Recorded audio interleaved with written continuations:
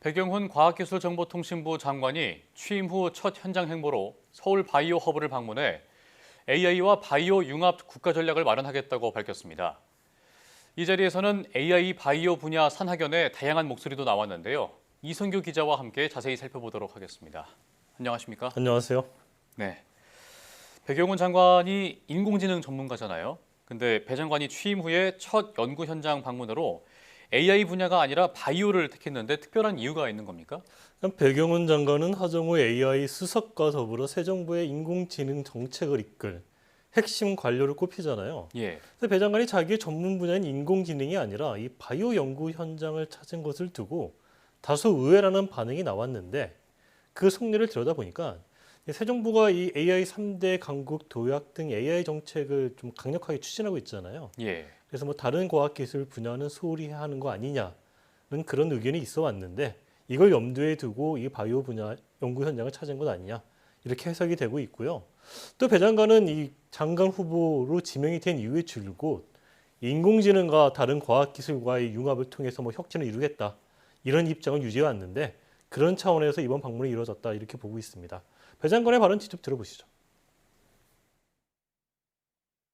한국의 스타트업들이 더 많이 활성화되고 성장해야 대한민국의 미래가 있다고 생각하고 있고, 그리고 이제 그 바이오 분야에서 저희가 중요한 어떤 성과를 만드는 것이 중요하다고 생각하는 만큼 과학기술정보통신부에서도 바이오 분야, 특히 AI 바이오를 집중해서 연구할 수 있는 환경 마련을 좀 앞으로도 계속해 나갈까 합니다. 예. 배 장관이 현장에서 AI 바이오 융합 생태계를 조속히 조성하겠다고 밝혔는데 현장에 참석한 산학연에서는 어떤 의견이 개진됐나요? 네, 산학연 전문가들은 AI 바이오 분야 투자를 확대해주고 규제를 좀 개선해주고 관련 생태계를 좀 구축해달라 이런 의견을 개진했는데요. 예.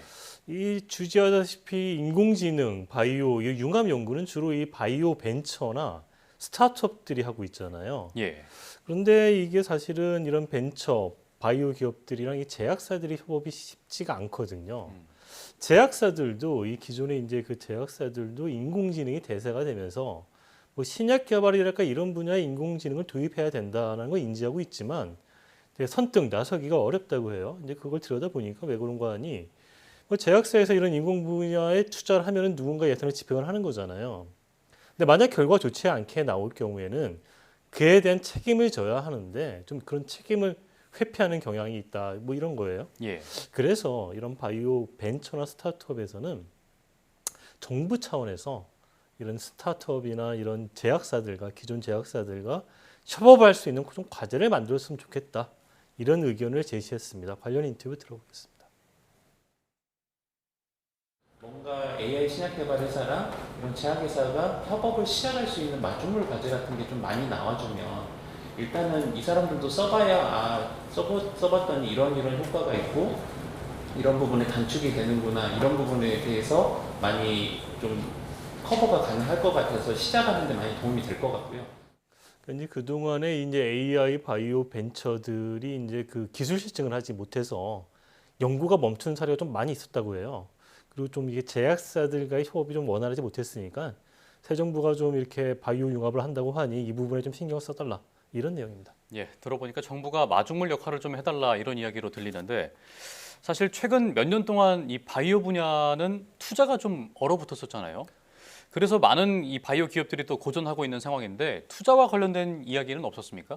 근데 말씀하신 대로 이 바이오 분야 투자는 최근 한 3, 4년간 한파야를 겪었잖아요. 그래서 우리나라의 경우에는 이제 이 투자자들이 바이오 벤처에 투자했을 경우에 자금을 회수할 수 있는 방법이 상당히 거의 유일한 방법이거든요. 예.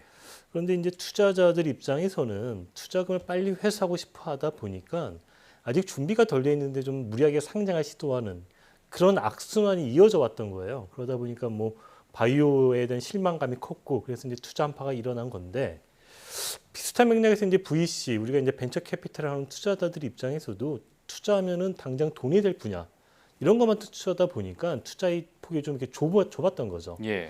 그래서 이제 이런 바이오 벤처 입장에서는 좀 정부가 이런 메가 펀드 같은 큰 돈을 좀 조성을 해서 다양한 분야에 좀 장기적으로 투자를 해달라 이런 의견이 나왔어요. 관련 인터뷰 들어보겠습니다. 정부에서 운영이 가능한 어떤 큰 대학분들 같은 것들을 좀 해주셨으면 좋겠고, 그리고 이것들을 그냥 VC에다가 위탁 줘서 그냥 운영을 하게 하면 좀 효과가 없을 것 같고요. 왜냐하면 VC도 기본적으로 보수적으로 돈이 될 것 같지 않고 투자를 안 하거든요. 그러니까 정부가 직접 한 10년, 15년 정도의 장기 투자로 신뢰를 회복할 수 있는 그런 투자 환경을 좀 만들어줬으면 좋겠습니다. 그래서 예를 들어. 예, 현장에서 많은 이야기가 나온 것 같은데 이 밖에도 또 다른 의견도 있었습니까? 이제 새 정부가 AI 정책에 거의 올인하다시피 하다 보니까 인공지능 말고 다른 과학기술 분야는 소홀히 하는 거 아니냐는 의견은 계속 나왔었잖아요. 예, 예. 이 지승욱 한국생명과학연구원 AI 바이오의학 연구소장은 바이오의 R&D 예산이 확대돼도 AI로 연구비 쏠림 현상이 심화되는 거 아니냐 이런 우려가 있다고 말을 했고요. 예.